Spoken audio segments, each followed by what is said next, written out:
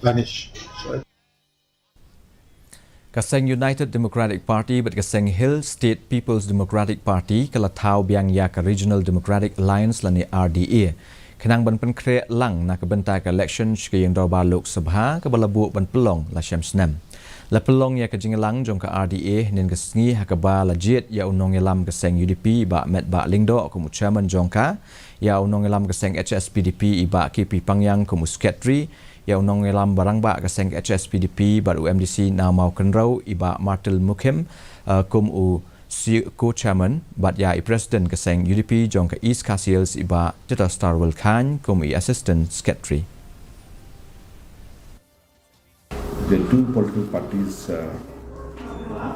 sat and decided on the matters related to the Regional Democratic Alliance. In the past, we've been working together with HSPDP, UDP and HSPDP. And after the general election 2023, we did sat again and discuss matters related to the RDA on the 30th of May 2023.